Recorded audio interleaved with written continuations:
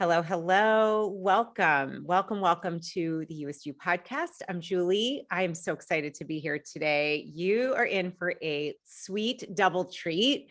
I have two amazing, badass powerhouse women that I'm so excited to introduce you to.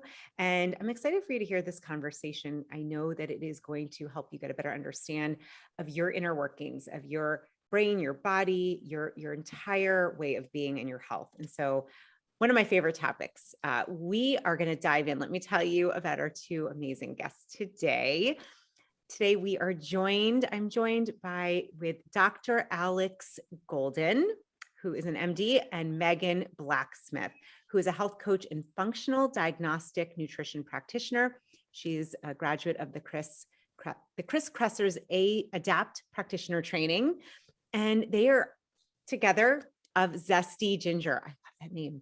Zesty Ginger helps women optimize brain function and hormone health by teaching women to use the power of their thoughts and beliefs, as well as the phases of their menstrual cycles to their advantage. Yay! I need this. Hello.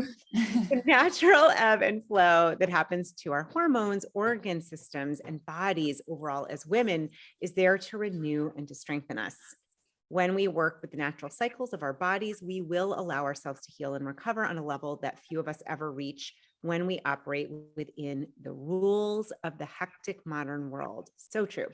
In the Zesty Ginger duo of Megan and Dr. Alex, Megan focuses on the power of our thoughts, beliefs, energy, and frequency in a healthy journey. They are the founders of Healthy Hormones Group Program, Health Transformation Accelerator, Fight or Flight Fix, as well as co-host of the 4-Phase Cycle podcast. And you can find them. We'll have everything in the show notes, but certainly at zestyginger.com. Oh my gosh, I am so excited to have this conversation, Alex and Megan. Thank you for being here. Thanks so much for having us. Yeah, so are we, Julie. Thank you. We love talking about this. I am so excited, and I'm just laughing. I don't know. I have a sweet little kitty who is super excited about this conversation and has literally started meowing the minute I introduced you. So maybe it's her cycle right now. I don't know. She's in flow.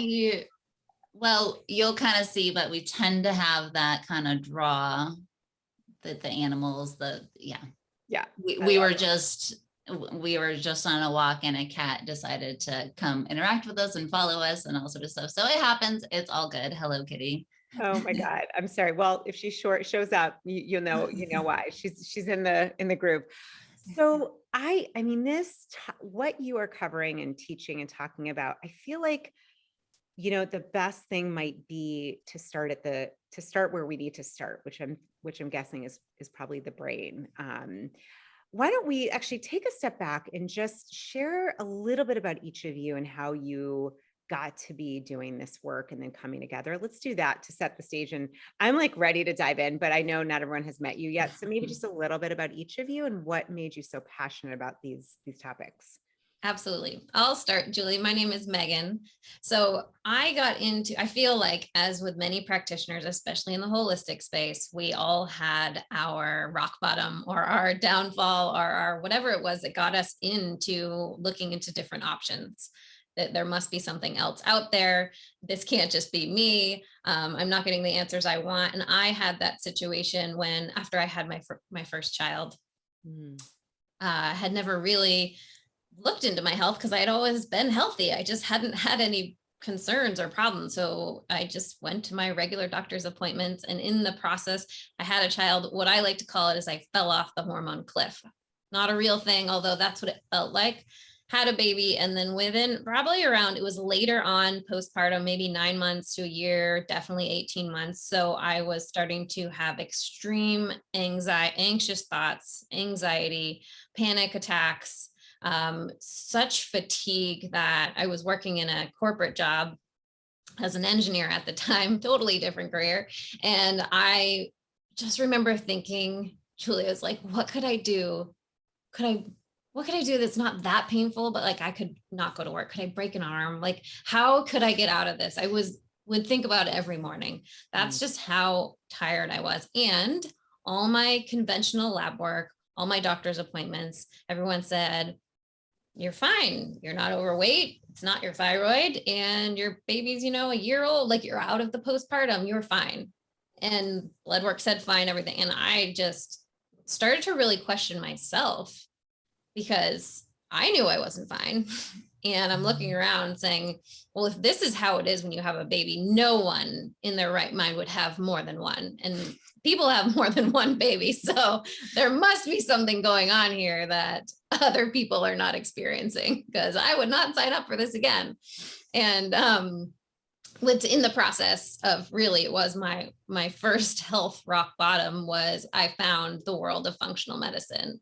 I found the world of holistic health. I found that what we put in our bodies, what we put on our bodies, what we think, what we talk about, what we eat. I was not even aware that what I ate was directly related, and what was in my environment, the people around me. So I just was opened up. My mind was open up totally newly to the world of holistic health. And a big changing factor for me was running functional lab work versus conventional. So for me, it was a hormone panel, and also a neurotransmitter panel. So brain chemistry, which is rare even for functional practitioners to run. And in this process, I got to see on paper for the first time exactly what I was experiencing was lined up there. And I had such a relief. And that's what the women we work with, it's not like, oh no, there's something wrong, now I'm seeing something wrong. They're like, thank God, because that is how I feel. And everyone is telling me there's nothing wrong, or that there's nothing you can do if there already is some kind of diagnosis. And seeing these shifts in my brain chemistry lined up exactly with how I felt, lined up with how I had dealt with eating disorders in the past. She said, oh, you have this flipped ratio. That's very common. And it started to relieve all these beliefs I had about myself of not having enough willpower, or I should be able to figure this out. I should have more energy. I'm a bad mom. And the testing was the tipping off point, which is why now we have it in all of our programs, to help people see where they are and then clearly figure out where you want to go. And we're all different. So there is no one path ever for anyone. If someone tells you there's only one way to get there, run, right? Yeah. So, and with this feedback, we can say this works for most people, and do it and try it and test it, and then get that feedback from your brain, get that feedback from your body. And over the years, I mean, for me, it just keeps getting better and better and better. I'm learning a new layer and a new thing, and we add that as we go into our programs. That is so powerful. And I don't want to get off track because I want to touch base with you, Alex. I just have to say, as somebody who was diagnosed with Hashimoto's about 10 years ago and was told, you're fine. And the basic test, I mean, I just want to say, I know the world of functional medicine, it's changed my life. I'm so excited to learn more, and love what you just said, that there is no one path. I feel like, hey, whoever, like, if you're listening, tune in and hear that again. There is no one path. Please. Yes. Love that you said that. And I could not agree more. Anyhow, okay, Alex, would love to hear. Hi, I'm Alex. Yeah, so mine definitely has that similar thread, or several of them that are similar to Megan's story of here's what you got, and there's nothing you can do about it. Sorry, kind of deal. So that it's so pervasive, and that's why this conversation is so important. So I started out, 10 years ago, I would have told you I had a fairly healthy childhood. However, what actually happened was another similar thread that people listening are probably have experienced in their own life or are experiencing now, which is, as you kind of hit puberty and you're growing up as a female, most of us grew up with moms who also were not really taught about their bodies. Basically have these Ferraris parked in the driveway, and because we don't have a manual, we're kind of taking the bus, right? And so from the time that I got my period, I had really bad cramps. I would throw up sometimes. I would have really bad headaches, and my parents would take me out of school. I was 11 at the time. But, the rest of the month I was normal, and I just had a couple days during my cycle, and my mom told me I had the same thing. periods are really unpleasant. You just have to get through them. And then in like 40 years, you'll be done. And that was the conversation, right? And so I thought, wow, what a horrible plan. Yeah. So that set up my belief around being female and understanding my cycle. That's all I had, right? It was just something negative.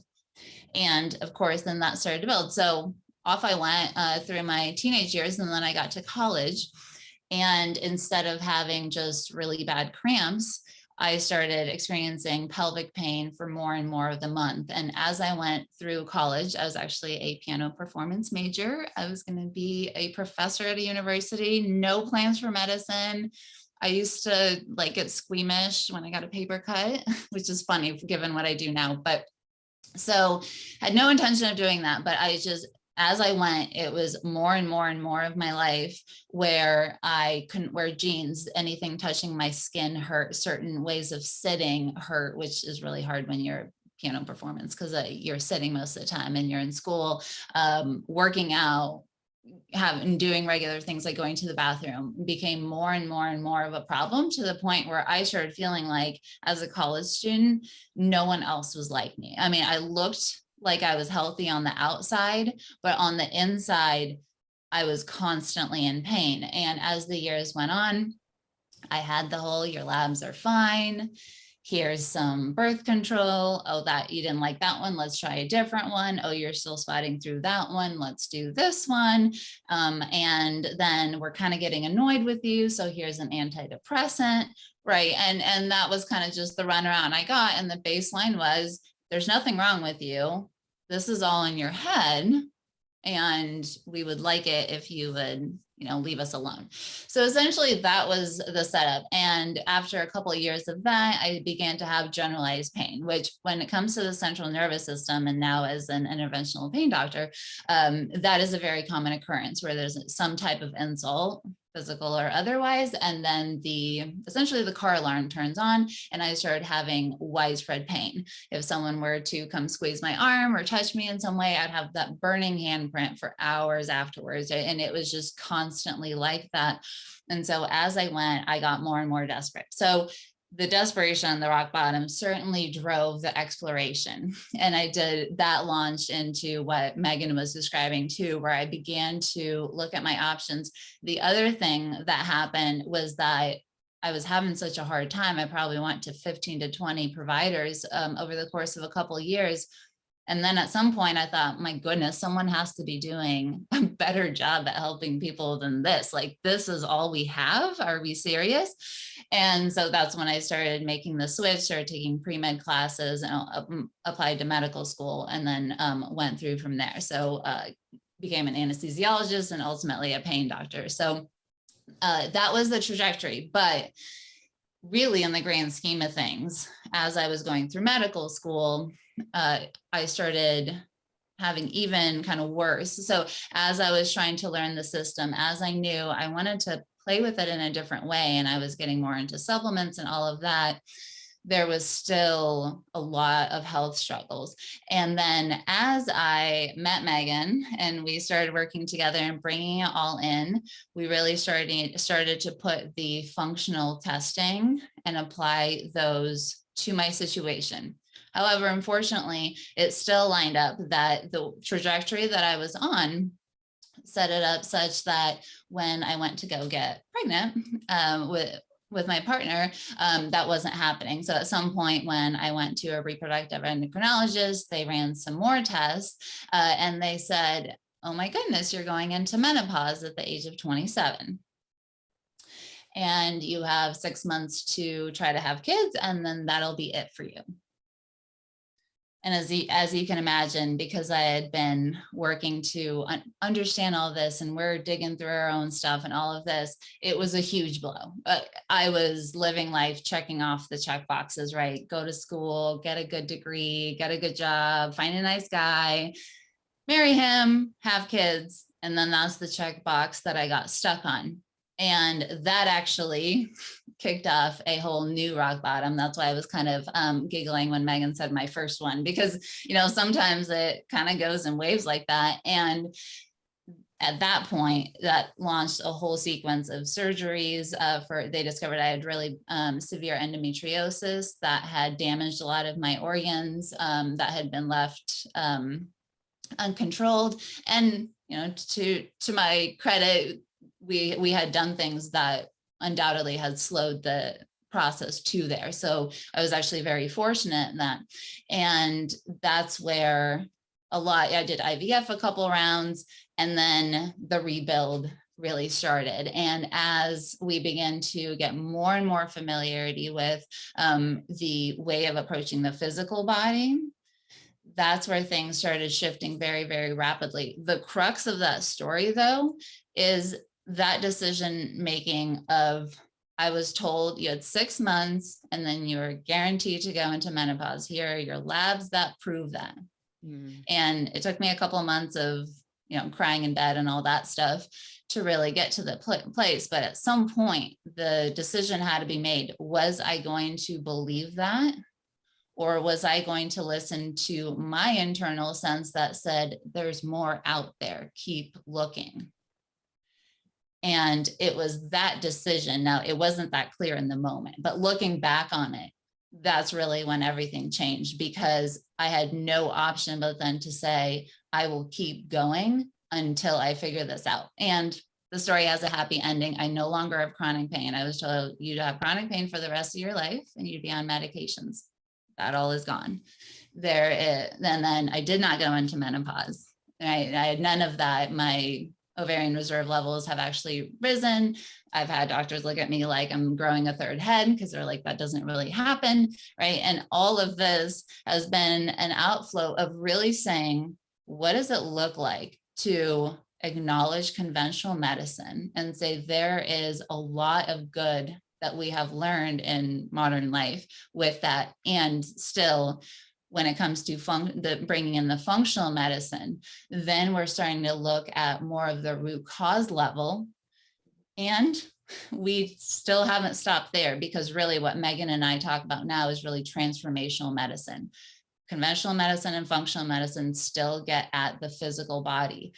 It leaves out the brain-based truth that we have, that the physical body and the brain that we have is the interface between the rest of us, the emotional body, the mental body, the energetic or spiritual body, right? Therefore, pulling together all of our experiences, everything that we experience, think, feel, do, is registered in these places and is transmitted through the central nervous system. If it didn't happen at the brain level, we wouldn't even have the awareness of it. Therefore, it becomes a really, really important, not just a root cause, the way that functional medicine talks about it, but the root cause and the interface of you coming together with the rest of yourself. Right. And that is why we've seen time and time again, and we did this too, women eating the perfect diet. I mean, the things that they're thinking about changing are like, oh no, I had that one apple, right? Or something like that. Like they're getting so granular on their food. They're so great. They're not eating out. They're cooking at home. They're on these great supplements. They do their research. And the same thing happened with us. We were doing the physical stuff. Megan has a great healing from mold story about this, but you're doing all the right stuff. And you're like, why isn't this working? And at some point there starts to be like, well, I'm accounting for the Doritos and I'm not accounting for the thoughts that say, you'll never get better. Nothing ever works for you. There's something wrong with you. You're ugly. You're not worthwhile, right? All of those thoughts. And we began to understand that from a brain level, it can't tell the difference between a Dorito and that. Like it just cannot do that. And because that matters, we have to approach ourselves from a truly transformational place in order to impact what we're experiencing in our health and what we're experiencing in our life. And the coolest part about that is that oftentimes it's a lot less work to do that, because to muck around with perfection with something like diet, which really only represents about 15-20% of impact, like it's important, we're all about it, we love talking about food too, and yet to get from 14% to 15% and leave out something like mindset or your beliefs, the preset filters we hold on the world and who we are and what's even available to us.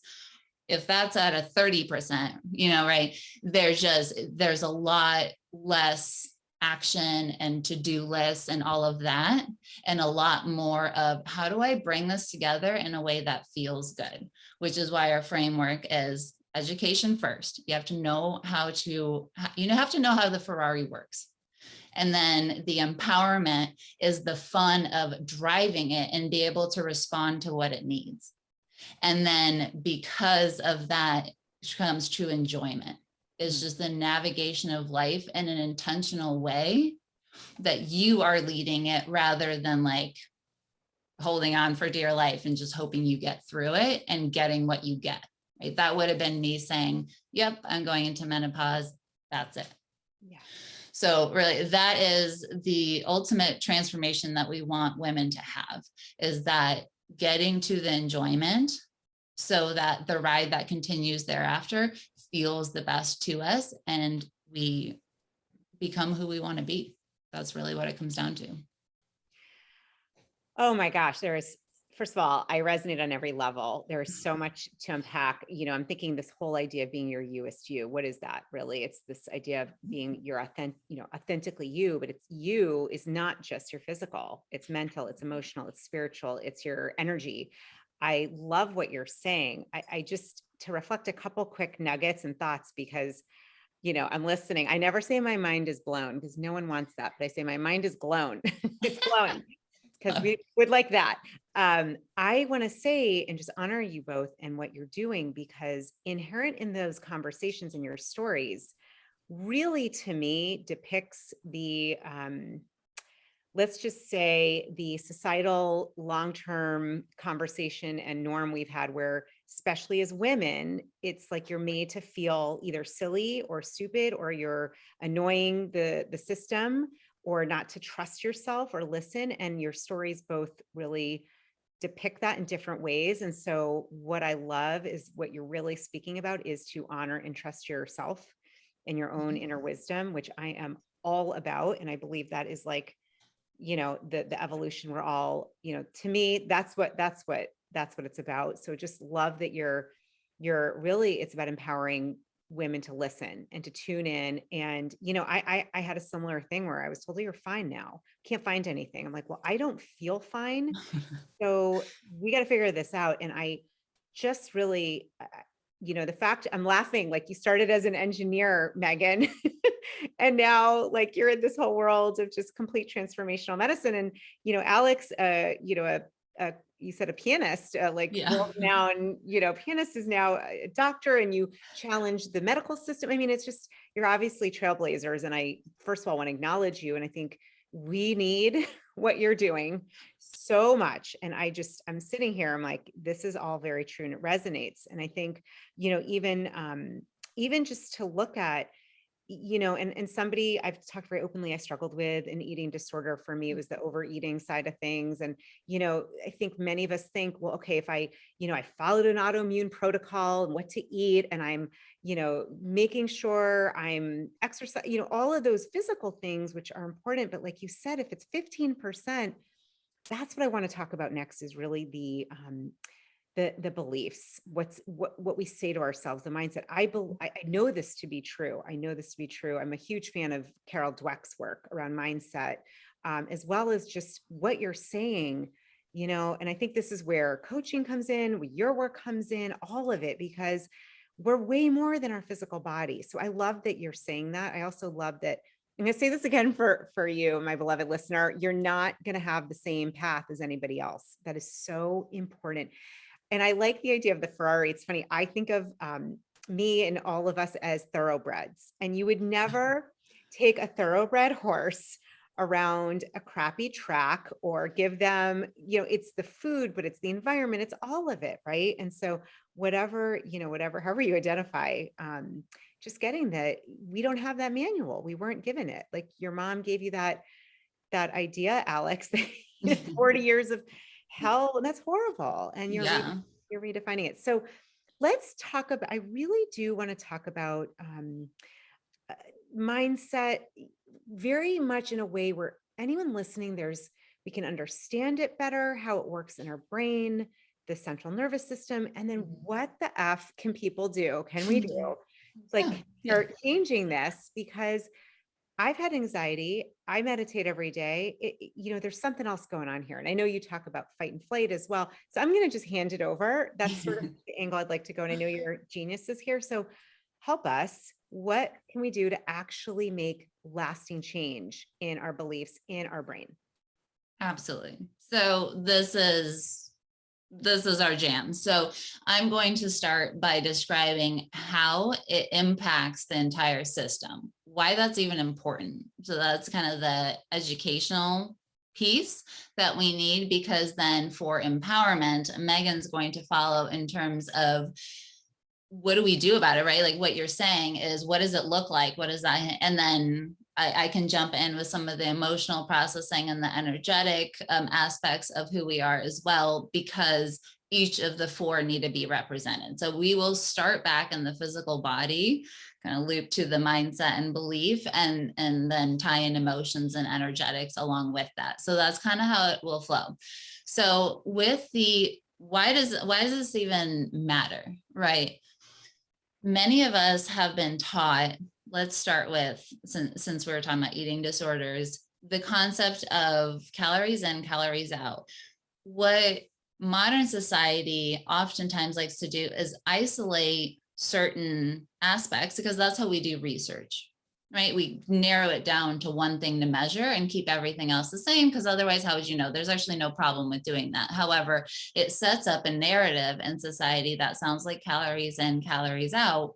And what that implies is that it's the same car that you're putting the fuel into. So therefore, every car is going to use the fuel in the exact same way that you're getting the output, right? What the car is doing and what it ends up, doing.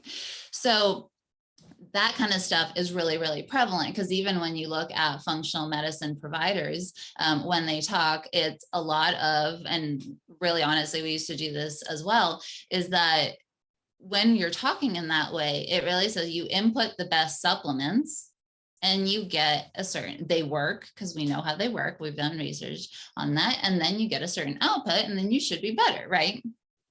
And in some ways that is absolutely true, because that does work. And there's a lot of people who have had really great results from it. Like Megan Stark, she made a huge impact just doing that. And so did I. Like I said, I think I kept myself from having a much worse problem that I ultimately ended up having.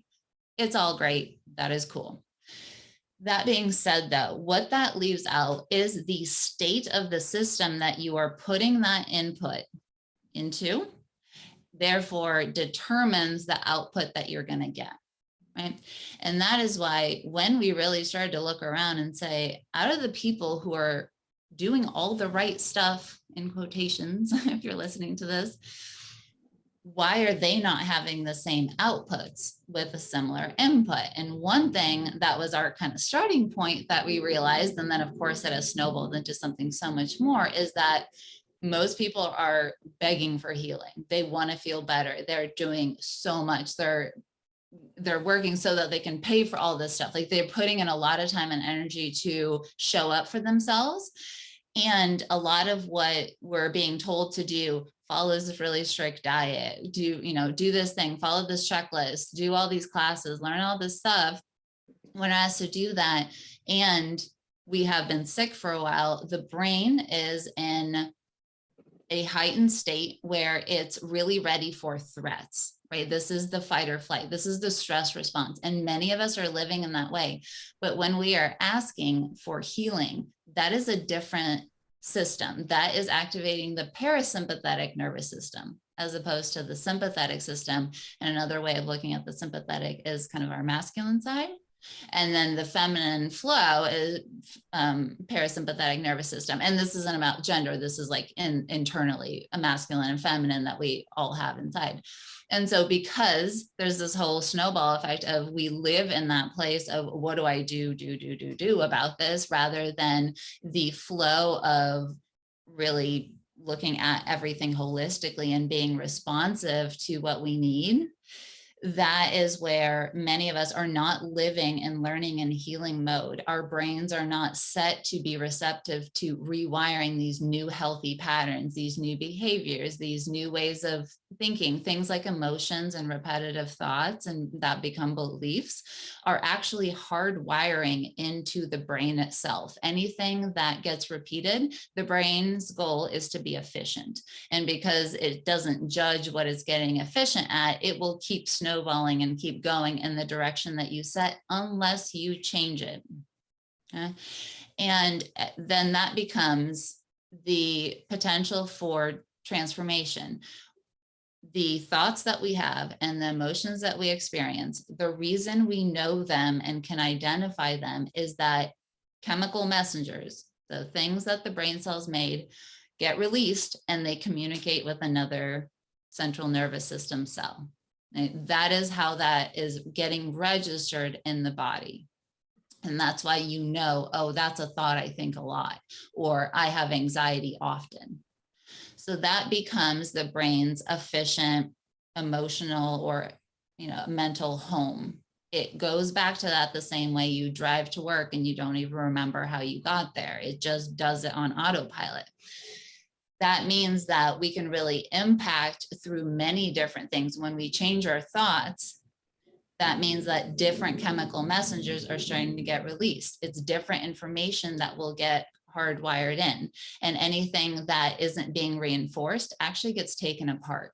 And this means that we can really actually change, not just through food, not just through supplements, not just through better sleep, all the stuff that we try to do in our physical environment, but when we change what we're thinking and we change the emotional set points that we have, we drastically change our brain chemistry. And that has an impact on everything that we experience, right? That's our perception. That is why when it comes to hormones, we used to talk about more things at the hormone level. And one thing that we realized was that we were talking about it at the end of the line, right? That because the hormones are only getting made in the quantities and the timing and the predictability based on what the brain is interpreting and making decisions around. That's why it's listening to every thought, every emotion, every food, every interaction, everything. That's what the brain's job is to gather. And then there's a specialized portion called the hypothalamus. If you've ever heard of the HPA axis, that's what we're talking about. The hypothalamus is the general that says, I'm in charge of determining what ends up in your bloodstream, which means that if you worry about your hormones, if you're worried about weight, fatigue, acne, hair loss, productivity, creativity, sleep, all of that stuff is governed by what the hypothalamus essentially decided. What ends up happening when we live in that stress state in the fight or flight and we are not in healing mode is that the hypothalamus says, well, now is not the best time to be thriving, right? Like, what are we going to go grow amazing hair for, or have great skin for, or have a great libido for if we're in survival mode? It's just not a priority at the time. Switching the conversation, helping the body come down, but also what our emotions and our thoughts and our kind of the energetics of the body are doing, then helps us get into the place where the decision is such that we're safe, we can rebuild. And that looks like sending a different signal to all of the organs. And that is why when people are really in the weeds, going back and anchoring to, how do I bring more calm? How do I feel supported? This does not look like, how do I do the hardest diet for the longest amount of time and force myself to do that, which is what we did for years. We were like, if I could just autoimmune paleo harder, or SIBO diet harder, that my problems would go away. And really those things, because we were so desperate to do them perfect, which is a strategy we learned in school and then applied it for health. And that's something that we talk about. Because of that, then we end up, unfortunately, creating a situation where we work really hard, but the body is not in a place where it can hear all those amazing nutrients. It's not getting the most out of the supplements. It's not able to do that because that's not what it's focusing on. And that is what really becomes the crux of everything. How do we bring it all together in a way that actually feels good? This isn't there's enough discomfort in the healing journey and in life in general. We do not need to be artificially creating more of that. That's really how the outflow works. That is exactly why so much of it comes up to what's happening at the decision-making level, and everything else. The thyroid is, through the pituitary, the thyroid and the ovaries, same conversation, the adrenals and the ovaries, same conversation, the brain and the gut, the liver, all of it. So no matter what you're dealing with, at some level, the brain is involved, and the brain is going to care about your physical body, emotional body, mental body, and energetics. So with that, kick it over to Megan. Can I ask a quick question before? Yeah. This is so fascinating. It's so helpful what you're saying. It's funny. I learned when I did I did a master's degree in health and wellness coaching, and we learned, I remember the HPA axis, and I'm like, holy crap, right. The hypothalamus, it starts there, which is connected to your brain. I just had this light bulb, like, yep. Of course. Yeah. It's a chain, and you can check in at every part of the chain. Something you said though is so important, and it's subtle, but it's so important. I want to ask you and kind of confirm this. If we're looking at this from that holistic, whole person, it's not just your body, it's the mental energy, your spiritual energy, your all of it, your emotional energy. What I'm hearing is our tendency is to go, and this is me too. What do I need to do? What else can I do? How can I'm a hard worker. I'm going to make this happen. And that energy is pushing, that energy is striving and doing, which what I'm hearing, and I've had this myself, that energy is not a healing modality energy. And so what I think I'm hearing you say, I want to make sure I got this, is part of what we need to look at from that whole person perspective is getting into the energy of healing, of being and allowing, which is going to look and feel very different than, like you guys were joking, but it's true. Like, how can I do this autoimmune friendly paleo diet better? Like, shoot, I had this thing, like, how can I, stop at 7 and make sure I have the 12 hours of fasting? And that energy is going to keep you in that space where you're triggering the HPA to give more adrenaline and cortisol. I think that's what I'm hearing is how important. Well, so that is you're right in that it's the energy and the intentionality, and another way of saying it, the meaning that you are giving that. Because there is a way to, and this is where tracking throughout the cycle also helps balance a lot of this conversation, because there's a lot to it. But essentially, there's a way to take action. There are times where taking action is super important, and exactly when you do. And so, like, at some point, I still had to take the supplements for the hormone help and heal my SIBO and my gut, and take so it's not the action so much.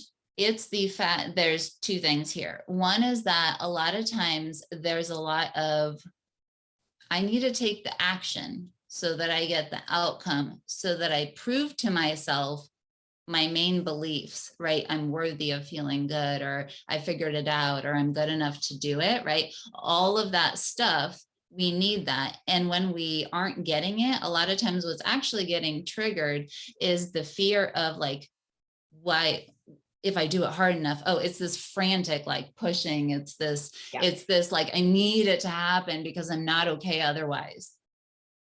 And totally valid. I mean, that's where the emotional processing comes in, because when you have that's really important to acknowledge and sit with, and all of that's not something to sweep under the rug. And certainly beliefs, like what Megan is an amazing, we say mindset ninja about, all of those things are absolutely true. But a lot of times that's the energy we come at it for. And that is actually the underlying problem, not so much the activity itself. What's cool about it is that when you address the underlying stuff, the activity becomes less important. And so you don't have to try as hard to have better outcomes. So that kind of aspect is true. The other flip side of that is that there are better and worse times to do that, right? And so our society is set up such that we are often graded on, judged on, decisions are made on the actual things that we're doing and the actions that we're taking, not so much kind of like, how happy are you internally, right? We don't get any awards for that kind of thing,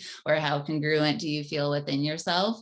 And so most of us do actually overdo, and who do it. And because of that, it's so easy to take what worked for me in school and got me a great job to, that means I have to push harder in health. And that's the thing that, that is essentially a strategy that belongs in your toolkit, but it's not the only tool in your toolkit, right? There's a lot of that allowance and rest and all of that. What's cool is that as you begin to address the need to take a bunch of action, you get all this time back. Once you stop mucking around with all of the external puzzle pieces and anchor back to what's happening internally and therefore is guiding the external action, you have to do a lot less. And because of that, there's just more time to chill. And so they're not separate, but it's certainly two important things to think about. Oh, that's so fabulous. I love the expansion on that. Amazing. All right. Mindset Ninja, Megan, Mindset Ninja, I want to hear what you're going to share. I have a follow-up example from my own life that will clarify this even more. So over time, Alex and I discovered that we had become very successful at restoring things in our body that had been off, or even manifesting amazing things in our life, like the lake house I got, right? And we started to look at what are we doing? Because there's something we're doing continuously over and over that's become automatic. And we got it down to, oh, we're following the same process of 7 steps. 7 steps every time, 7 steps. Cool. We like steps. Other people like steps. It's a good framework to remind ourselves, even though we were doing it naturally, remind ourselves and remind others. And that's what we teach now. We have 7 steps inside of our Health Transformation Accelerator. So I bring the 7 steps up because when I went through my second health rock bottom, that was moving into a home that ended up having mold behind the walls. And in this process, I did not consciously have the idea of 7 steps. And so in this process, I went into this hard. I will fix my health and I will do it hard, and I will research and I will get the best protocol, the best doctors, the best people. I will research the best air filters, the best sauna, you name it, everything. And she's really good at that. And too. I did. Yeah. I went all into it. So I'll just make it a short story. I started to have a lot of skin rashes, a lot of extreme fatigue, headaches, total brain fog, was not thinking clearly. My children were having bloody noses. It became really clear that everyone in the house was affected. My husband affected a little bit differently, GI distress. We were all being affected by mold in the house. Went through a remediation process. Got our house to a great place, learned a ton about homes, learned a ton about everything in the process.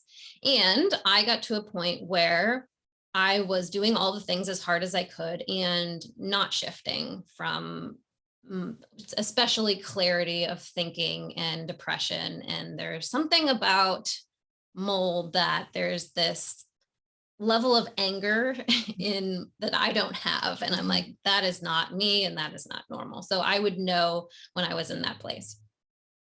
And so what I did not understand is that I was not aware of these 7 steps that we now use. And the very first step we have is getting very clear on the goal and having the goal be towards something that you want. And I was not doing that. I was saying, I do not want to have brain fog. I do not want to have this mold in my house. Am I going to have to live in this forever? It's humid here. We live by the water, right? It was a outpouring of what I did not want. I don't want those symptoms. I don't want to feel this way. I don't want to deal with it forever. That was the first one that I was not following. Another part of the process, we go deep into physically, like you just mentioned, with the parasympathetic, getting the body into the parasympathetic. What I was doing instead was staying up all hours of the night, researching in a very intense way, do I have the best protocol? Is there something I'm missing? Is there a better expert? And granted, I had interviewed 4 experts on our podcast. I had done a lot of research. So I was keeping my body physically in fight or flight from the not allowing myself to believe I had found a process and questioning. And even though I was following the process, a fabulous process, a deep mold detox and a sauna and some supplements, I was still questioning and not believing. So that was the second part. I was not getting into rest or digest. The other thing I had not looked into, which is another one of our steps, is my beliefs around this. So we help people find their old beliefs, drop them, and then install new ones. And one belief I had was, in the process with people who are health practitioners, in the process of sharing about my struggles with mold, our business started to do well, right? Because people are interested in this process and I'm sharing in real time. So there was this belief that this chaos in my life was necessary to be a good practitioner. I discovered that. I also discovered that there was actually some fears around my relationship.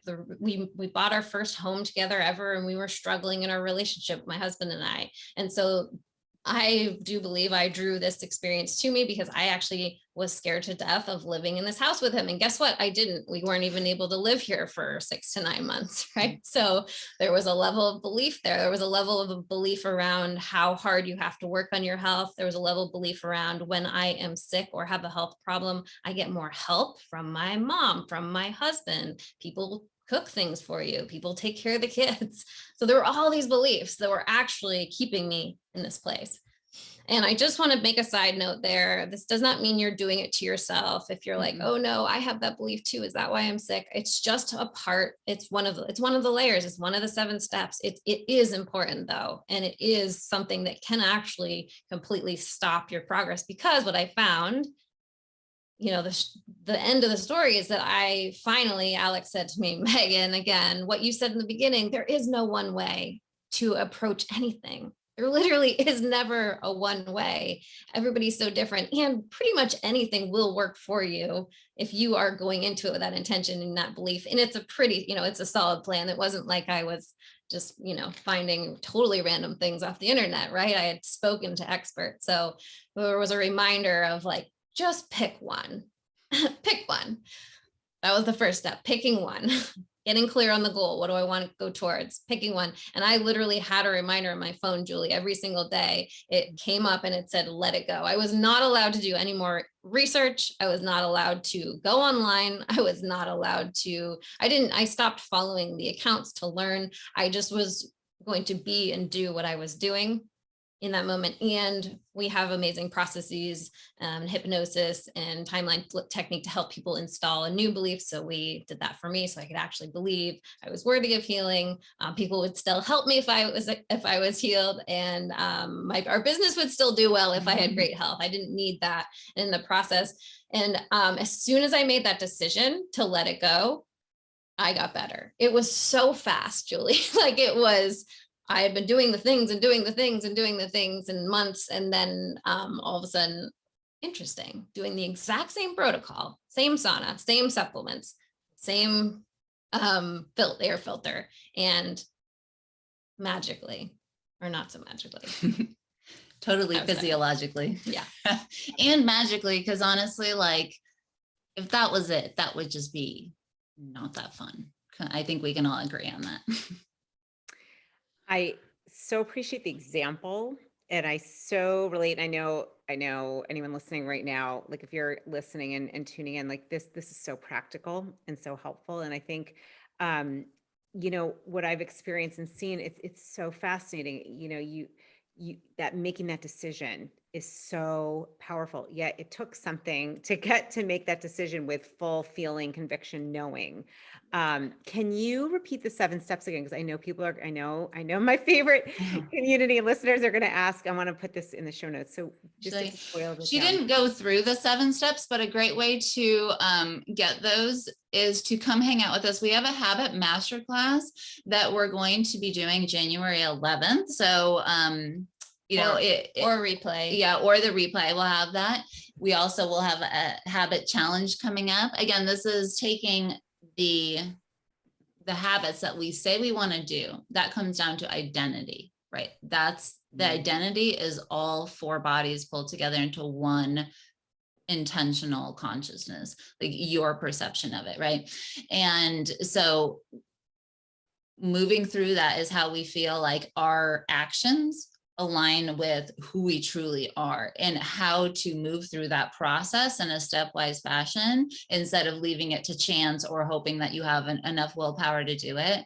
And then certainly this is the foundation of our Health Transformation Accelerator. So, well, we don't have time to go through all of them, but really that is what we'll be teaching from, and how all of it interfaces together. So lots of opportunity to hang out with us and get all of that information. Awesome. This will be later on. So it'll definitely be I know you're going to be doing a rerun of it. Yeah, you'll get in with the other rounds. Don't worry, we're not going anywhere. Awesome.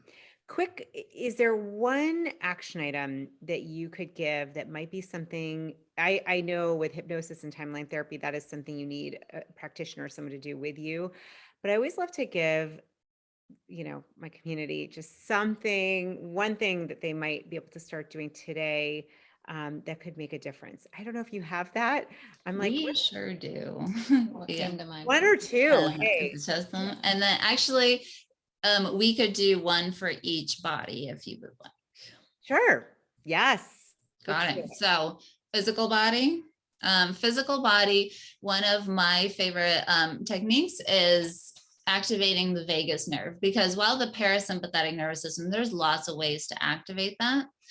The vagus nerve is an important highway that transmits that information from our head into our torso and the rest of our body. And one way to activate that, and you can be in the worst mood ever, which is why I love this. Like, you don't even have to be emotionally available for anything else, like meditation, right? Sometimes you can't quite get there when you're really spun up.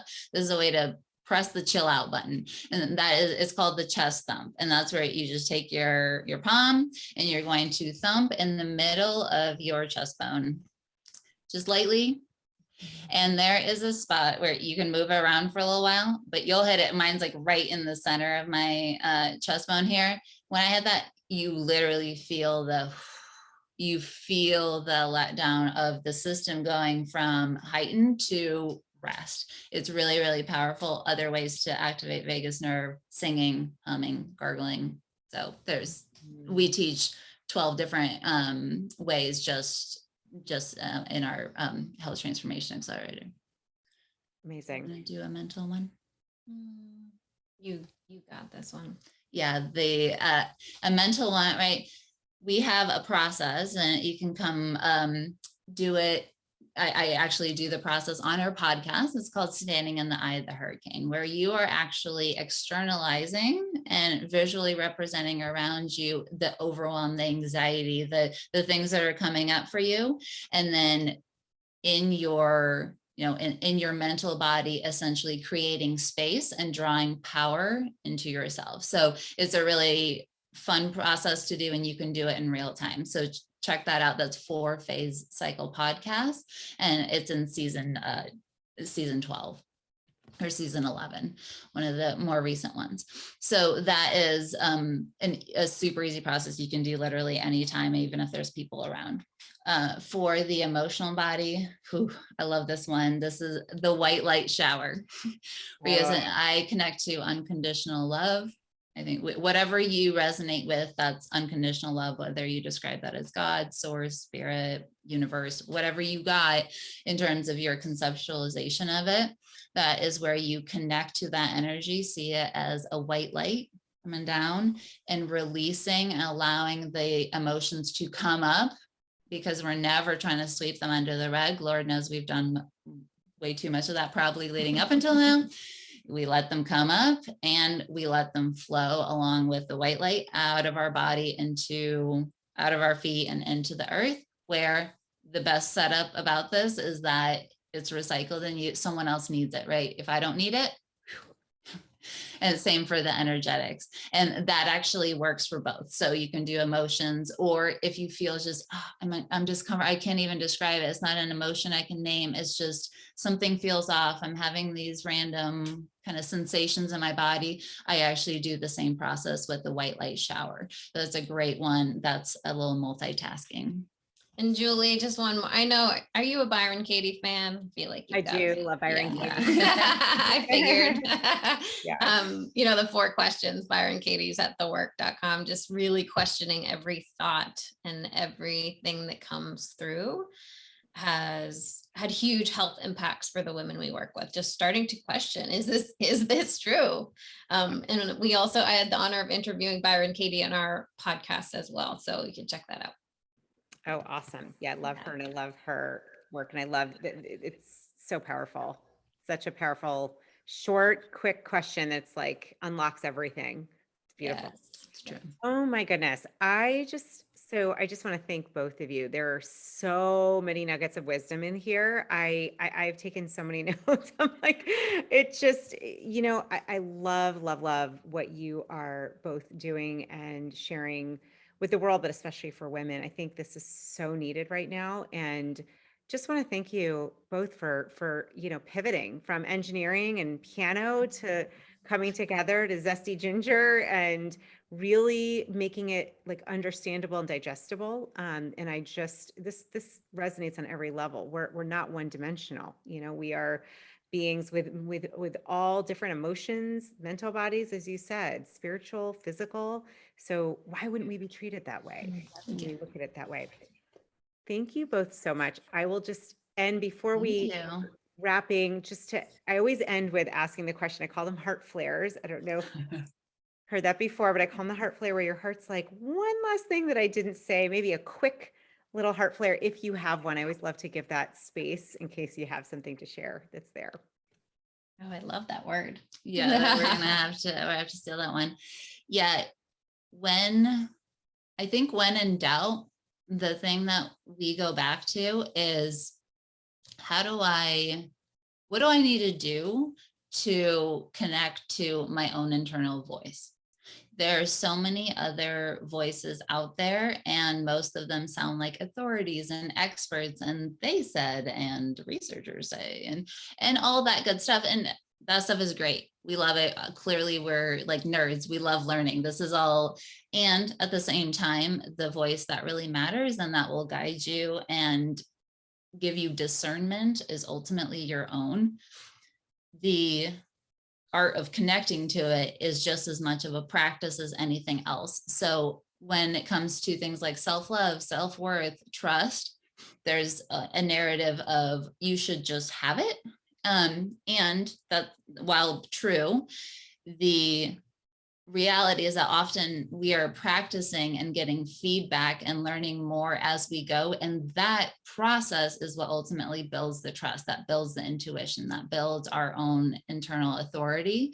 And so whether you feel lost, you have no idea what else to do, it's going to be okay. But what it's going to take is really saying, I'm going to figure out how I hear me, and I'm going to be brave enough to practice it, because then that's me showing up for me. So when in doubt, that's the anchor. Could not agree more. I love it. Love it. Love it. Megan, did you have a quick heart flare, or are you feeling anchored in that? I'm feeling anchored in that. Thank you. Okay. Awesome. Oh my gosh. Thank you both so much. I was going to say a delicious, digestible, incredible conversation. And I want to just share with everyone, thank you for tuning in, beloved Youest listener. And all of this will be in the show notes. We're also going to have the link to your website, Instagram, and anything else that you would like to know, so that you can both follow Alex and Megan and also hopefully connect with them. And I'm sure, I know I'm not alone struggling with whether it's a health crisis or a lack of energy or exhaustion or anxiety, all of it. We just heard today that these things, they can all be healed, but there's definitely a process. And just appreciate you both so much for being here today and sharing so much wisdom. So appreciate you both. Thank you for coming. Thank you, Julie, for having us. Lots of love to you, my listener, dear listener, and I will see you soon in the next episode. Be well and continue to be your You-est you.